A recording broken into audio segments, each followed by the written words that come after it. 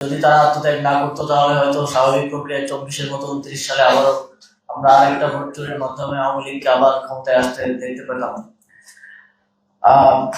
তবে এত আশার কথার মধ্যেও আমাদের কিছু শঙ্কার কথা ইতিমধ্যে আমাদের জাতীয় নাগরিক পার্টির নির্বাচন পরিচালনা কমিটির সেক্রেটারি তিনি বলেছেন। আমরা সারা দেশে এক ধরনের মিস ইনফরমেশন, ডিসইনফরমেশনের ওয়ার দেখতে পাচ্ছি সোশ্যাল মিডিয়ার মাধ্যমে, এবং বায়াসনেস দেখতে পাচ্ছি নানা ধরনের, যাদের নিরপেক্ষভাবে দায়িত্ব পালন করার কথা ছিল সেটা ইলেকশন কমিশন থেকে শুরু করে মাঠ পর্যায়ে যারা রিটার্নিং কর্মকর্তা, সহকারী রিটার্নিং কর্মকর্তা, প্রিজাইডিং অফিসার এবং আইন শৃঙ্খলা রক্ষাকারী বাহিনীকেও কিছু কিছু ক্ষেত্রে নিরপেক্ষতা বজায় রাখতে দেখা যায়নি। এবং মিডিয়ার মধ্যে আমরা দেখতে পাচ্ছি এক ধরনের একপাক্ষিক হয়ে অ্যাগ্রেসিভ মোডে থাকার আজকে সকাল থেকে আমরা দেখছি। তো সার্বিক ইয়ের ক্ষেত্রে যদি আজকের ঘটনাগুলোর কথা বলি, তাহলে আমাদের বিভিন্ন আসনে আমাদের যারা প্রার্থী আছেন তাদের নেতা কর্মীদের উপর হামলা, তাদের পোলিং এজেন্টদেরকে ভয়ভীতি প্রদর্শন, তাদের পোলিং এজেন্টদেরকে কেন্দ্রে আসার ক্ষেত্রে বাধা দেওয়া এবং কেন্দ্রে আসতে নিষেধ করা, এ ধরনের কার্যক্রম হচ্ছে। আমরা আশা করব সেক্ষেত্রে স্থানীয় যারা নির্বাচনের দায়িত্বশীল আছেন, সকল প্রতিষ্ঠান সংশ্লিষ্ট সবাই দায়িত্বশীল ভূমিকা পালন করবেন এবং লেভেল প্লেইং ফিল্ড আগামীকাল নির্বাচন শেষ হওয়া পর্যন্ত বজায় রাখবেন। এবং আমরা দেখেছি যে আজকে সারা দেশে বিভিন্ন দলের বিভিন্ন যারা নেতারা আছেন বিভিন্ন জায়গায় আমরা দেখতে পাচ্ছি যে আর টাকা উদ্ধারের নামে, অভিযানের নামে অনেকের ব্যক্তি স্বাধীনতায় হস্তক্ষেপ করা হচ্ছে। টাকা পরিবহন করা কিংবা সাথে নিয়ে যাওয়া, কিংবা আমরা দেখতে পাচ্ছি, আমি কয়েকটা রিল দেখলাম মাত্র যে 20,000 টাকা বহন করার কারণে যে আমাদের একজন নেতাকে ধরে হেনস্থা করা হচ্ছে, তার থেকে ওই টাকা ছিনতাই করা হচ্ছে। তো এইটা আমরা তো বিগত 17 মাসে দেখছি যে কিভাবে চাঁদাবাজি হচ্ছে। এখন নির্বাচনকে কেন্দ্র করে আবার টাকা উদ্ধারের নামে অনেকের টাকা বহন করা, কিংবা কারো বাসায় যদি টাকা রাখা হয়। আমি একটা নিউজ দেখলাম যে বাসা থেকে 7 লাখ টাকা এবং ল্যাপটপ উদ্ধার। এখন আমার বাসায় তো ল্যাপটপ আছে, এবং ল্যাপটপ বাসায় রাখাটাও কি অপরাধ কিনা, এবং এগুলোকে সেখানে বায়াসড স্থানীয় প্রশাসন এবং বায়াসড লোকাল মিডিয়ার যারা দায়িত্বশীল আছেন তাদের মাধ্যমে এক ধরনের নাটক মঞ্চায়ন করা হচ্ছে বলে আমরা মনে করি। আমরা এই ক্ষেত্রে খুব স্পষ্ট বার্তা দিতে চাই যে এই আরপিও কিংবা নির্বাচনের যে আইন এবং বিধিমালা আছে সেগুলোর অপপ্রয়োগ এবং অপব্যাখ্যার মাধ্যমে ফ্রেমিং করে নির্দিষ্ট ভাবেই 11 দলীয় জোটের নেতাকর্মী এবং প্রার্থীদেরকে ফ্রেমিং করার এক ধরনের চেষ্টা হচ্ছে। এখানে স্পষ্টভাবে অর্থ পরিবহন, সাথে রাখা কিংবা বাসায় রাখার মধ্যে আপনারা যারা সাংবাদিক সামনে আছেন সবারই তো বাসায় স্যালারি টাকা বা ফ্যামিলি চালানোর টাকা থাকার কথা। অথবা আমি যদি আজকে 10,000 টাকা পকেটে করে নিয়ে ঘুরি, আমাকে যদি রাস্তায় ধরে বলা হয় যে এটা অবৈধ, তাহলে এটা স্পষ্টভাবে বোঝা যাচ্ছে যে এটা নির্বাচনের এক ধরনের যোগ সাজসের মাধ্যমে একটি নির্দিষ্ট জোরকে, আমাদের জোরকে ফ্রেমিং করা এবং এই মিস ইনফরমেশন গুলো ছড়িয়ে এই বিষয়গুলোকে বাড়িয়ে নিউজ করার মাধ্যমে এক ধরনের ন্যারেটিভ তৈরি করার চেষ্টা চলছে। এটা অত্যন্ত ভিন্ন এবং আমরা তীব্র প্রতিবাদ জানাচ্ছি। এবং আমরা আমাদের এই অবস্থানটা স্পষ্ট করছি, যদি যে কোনো প্রার্থীকে কিংবা তার নেতা কর্মীদেরকে অর্থ দিয়ে ভোট কেনার চেষ্টা করতে দেখা যায়, অর্থের লেনদেন হচ্ছে ভোটারদের সাথে, স্পষ্টভাবে এটা অপরাধ। এবং এটার জন্য যে কোনো প্রার্থী এটা করলে তার বিরুদ্ধে শাস্তিমূলক ব্যবস্থা যেন নির্বাচন কমিশনের নিয়োজিত যারা ম্যাজিস্ট্রেট আছেন মাঠ পর্যায়ে তারা যেন গ্রহণ করেন, সেটা আহ্বান আমাদের থাকবে। সেটা যে কোনো দলের প্রার্থী হোক, আমরা এক্ষেত্রে আমাদের অবস্থান খুবই স্পষ্ট।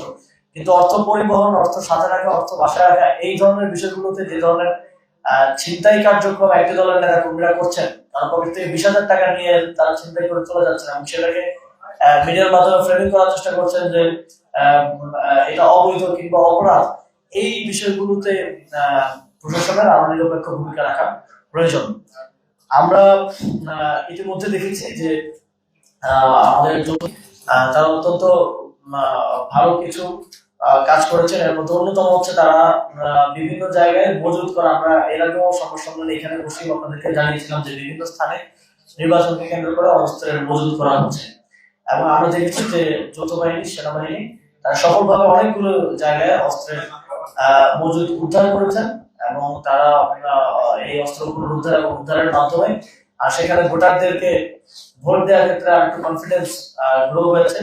আমরা আমাদের তাদের প্রতি কৃতজ্ঞতা এবং ধন্যবাদ জানাতে চাই, এবং একসাথে আমরা জানাতে চাই যে আরো যেখানে যেখানে অস্ত্রের মজুদ আছে বা করা হচ্ছে সেই জায়গাগুলোতে আজকে রাতের মধ্যে যাতে সেগুলো উদ্ধার করা সম্ভব হয়, যাতে করে আগামীকালকে এই অস্ত্রের বহরের মধ্য দিয়ে নির্বাচন বানচাল করা বা কোথাও প্রার্থীদেরকে ভোটারদেরকে ভোট দিতে যাওয়ার ক্ষেত্রে অনুৎসাহিত করা বা আতঙ্ক তৈরি করার মতো ঘটনা যেন না ঘটে, আর সেটা নিশ্চিত করার জন্য যৌথ বাহিনীকে আরো সক্রিয় ভূমিকা আমরা দেখতে চাই। আমরা বিভিন্ন জায়গা থেকে জানতে পেরেছি যে কালকে সকালে যেই স্থানগুলোতে বিএনপি এবং তাদের জোটের প্রার্থীরা দুর্বল অবস্থায় আছেন, তারা মনে করছেন যে তারা হেরে যাবে, সেখানে তারা নির্বাচন বানচাল করার এক ধরনের চেষ্টা চালাচ্ছেন। ইতিমধ্যে আপনারা দেখেছেন কুমিল্লা 4 আসনে যিনি প্রার্থী ছিলেন, খেলাপির কারণে প্রার্থী নেই এখন, তিনি ইতিমধ্যে ভোটারদের বাড়িঘর জ্বালিয়ে পড়ে দেওয়ার মতো হুমকি দিয়েছেন এবং পাবলিকলি দিয়েছেন, এবং তিনি বলছেন যে এবং এটা করে আপনারা সোশ্যাল মিডিয়া প্রচার করে দেন। কিন্তু এখানে আমরা নির্বাচন কমিশনের অত্যন্ত কাপুরুষোচিত অবস্থান দেখেছি। তারা আজকে সেই প্রার্থীকে ডেকেছিলেন, ডেকে তাকে সতর্ক করেছিলেন, অথচ সেই বিএনপির নেতা তিনি বিএনপি থেকেও বহিষ্কৃত হয়েছেন এবং তিনি এটা একটা বাংলাদেশের আইন অনুযায়ীও তিনি একটা ক্রিমিনাল অফেন্স করেছেন এবং তিনি তার ইন্টেনশন খুব ক্লিয়ারলি শো করেছেন নির্বাচন বানচাল করা এবং ভোটারদেরকে ভয়ভীতি প্রদর্শন, তাদের বাড়িঘর জ্বালিয়ে দেওয়ার মতো হুমকি তিনি দিয়েছেন।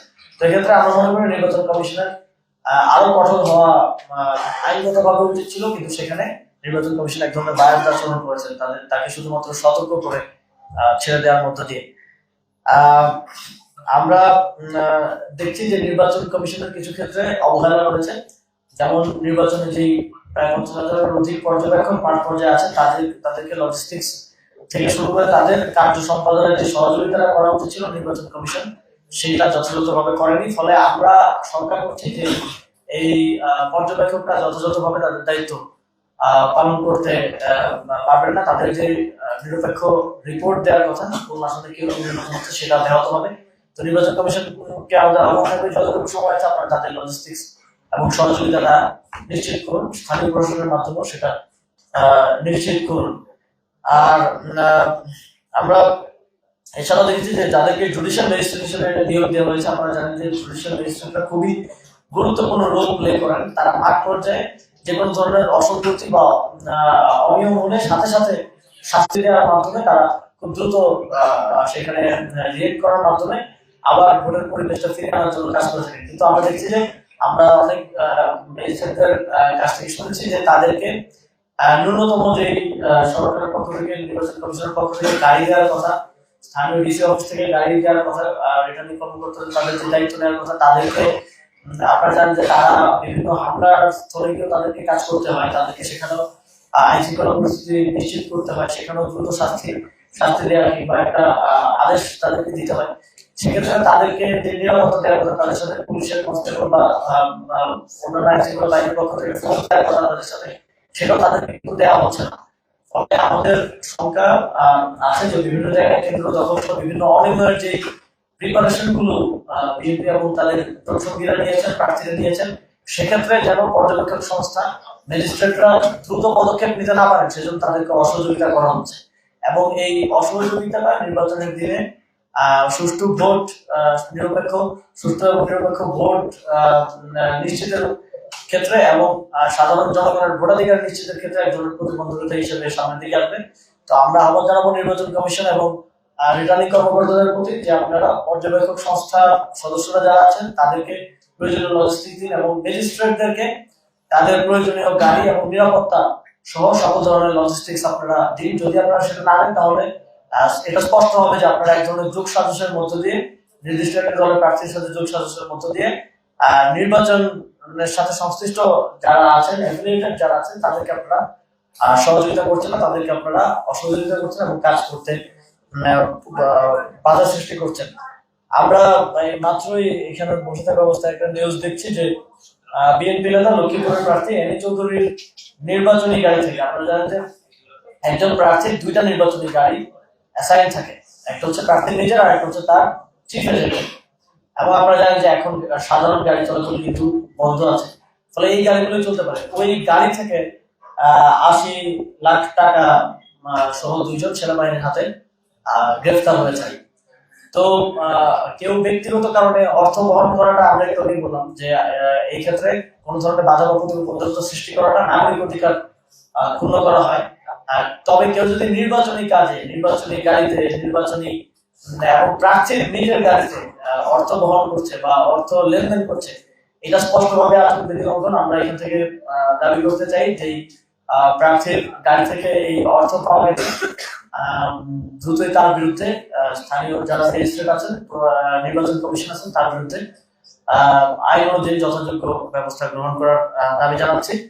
এবং আমরা দেখছি যে বাংলাদেশের মিডিয়া আবারও 5 আগস্ট পরবর্তী যেই তাদের বায়াসড অবস্থান সেদিকে তারা ফিরে যাচ্ছে। এবং আজকে সারাদিনের অ্যাক্টিভিটিতে আমরা দেখছি যে তারা তাদের পূর্ববর্তী যেভাবে তারা একটি নির্দিষ্ট দল বা গোষ্ঠীকে সহযোগিতা করতো সেই ধরনের কার্যক্রম চালাচ্ছে এবং তাদের বিভিন্ন ডিসইনফরমেশনকে প্রপাগেট করতে সহযোগিতা করছেন। আমরা 5 আগস্টের আগে দেখেছি যে মিডিয়া হাউসগুলো এক ধরনের দখল এবং শেখ হাসিনার লেসপেন্সারি কার্যক্রমে তারা নিয়োজিত ছিল। এবং আমরা দেখেছি যে গোয়েন্দা সংস্থা যে হেডলাইন, যে শিরোনাম দিত সেটাই দেখানো হতো। কিন্তু 5 আগস্টে আমরা দেখেছি যে এই মিডিয়ার উপর সম্পূর্ণ দখল দিয়েও কিন্তু বাঁচা যায়নি। মানুষের জনপ্রতিরোধের কাছে এই কোনো তাদের এই কোনো মেকানিজম কিন্তু কাজ করেনি এবং মানুষ সোশ্যাল মিডিয়া দিয়ে এবং অনেকটা মেইনস্ট্রিম মিডিয়াকে পাশ কাটিয়ে মানুষ রাজপথে নেমে এসেছে এবং তার মধ্য দিয়ে সত্য প্রচার করেছে। সুতরাং এখন মানুষের কাছে যে অ্যাক্সেস আছে সোশ্যাল মিডিয়া সহ আরো নিউ এজ মিডিয়া, তার মধ্য দিয়ে কিন্তু এই ডিসইনফরমেশন এবং ডিসইনফরমেশনের জবাব দেওয়া হচ্ছে। তবে আমরা বাংলাদেশের মিডিয়া হাউসগুলোতে যারা দায়িত্বে আছেন, গুরুত্বপূর্ণ দায়িত্বে আছেন, তাদেরকে সতর্ক করে দিতে চাই যে আপনারা সঠিক তথ্য উপস্থাপন করুন, আপনারা এই বায়াসনেসটা দেখাবেন না। 5 আগস্টের পরে আমরা যথেষ্ট ধৈর্য ধরেছি, আমরা যথেষ্ট ছাড় দিয়েছি 5 আগস্ট পূর্ববর্তী আপনাদের অবস্থানের কারণে, আপনাদের লেসপেন্সারের কারণে। কিন্তু এবারের নির্বাচনের পরে কিন্তু সেই ছাড় দেওয়া হবে না। এবারের নির্বাচনে যারা এই বায়াস অবস্থান গ্রহণ করছেন, যারা আমাদের সাংবাদিক ভাইদের মাঠ পর্যায় থেকে সংগৃহীত নিউজের ক্ষেত্রে বায়াসনেস দেখাচ্ছেন যে কোনটা প্রচার করা যাবে, কোনটা প্রচার করা যাবে না, এক পার্টির বা এক পক্ষের এক জোটের নিউজ ব্লক করে দিচ্ছেন, আরেক পার্টি বা আরেক জোটের নিউজটা ভিন্নভাবে উপস্থাপন করছেন বা ফ্রেমিং করছেন, প্রোপাগান্ডা ছড়াচ্ছেন, তাদের প্রতি আমাদের সতর্কতা আমরা জানাতে চাই যে এই নির্বাচনের পর আমরা কিন্তু আমরা এগুলো নোট রাখছি যে কারা এই ধরনের বায়াস কার্যক্রম করছেন। আমরা 5 আগস্টের পরে যেভাবে আপনাদের প্রতি এক ধরনের ক্ষমা করে দেওয়া হয়েছে বা এক ধরনের আপনাদের পূর্ববর্তী কার্যক্রমের জন্য কোনো ধরনের ব্যবস্থা গ্রহণ করা হয়নি, সেটা এবার হবে না। আমরা দেখেছি যে বিভিন্ন বড় বড় হাউসের সম্পাদকরা বলেছেন যে ডিজিএফ এর টোটকা দিয়ে তারা 5 আগস্টের আগে নিউজ করছে। তো এখন নির্বাচনের আগে যদি আপনারা একই জিনিস করেন, কোন নির্দিষ্ট পার্টি বা এজেন্সি দ্বারা প্রভাবিত হয়ে পক্ষপাতিত্ব করেন, তাহলে এটার জবাব 12 ফেব্রুয়ারি পরে আপনাদেরকে দিতে হবে। আমরা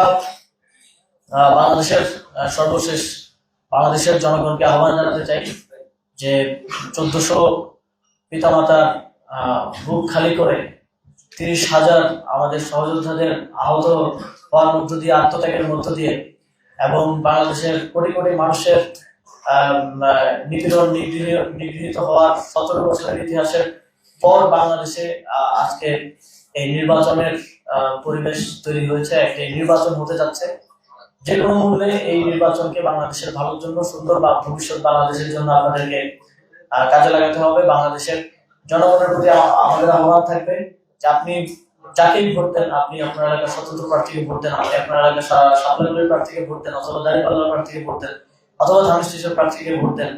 ভোট যাকেই দেন আপনি ভোটটা দিতে আসবেন, কেন্দ্রে এসে আপনার ভোটাধিকার প্রয়োগ করবেন। দীর্ঘ 18 বছর যে আপনি আপনার ভোটাধিকার প্রয়োগ করতে না পারার কারণে প্রত্যেকটি পরিবার, প্রত্যেকটি মানুষকে এর খারাপ দিকটা কিন্তু দেখতে হয়েছে, প্রত্যেকটি মানুষকে ভুক্তভোগী হতে হয়েছে। সুতরাং এবারে আপনার ভোটাধিকার প্রয়োগের মধ্য দিয়ে বাংলাদেশের একটি নতুন বাংলাদেশের পথে আমরা যেতে পারবো। আপনার আগামীকাল এই 10 ঘন্টার যে ভোট গ্রহণের সময়, এই সময়টাই আগামী 5 বছর, আগামী 10 বছর, 20 বছরের বাংলাদেশের ভবিষ্যৎ নির্ধারণ করবে।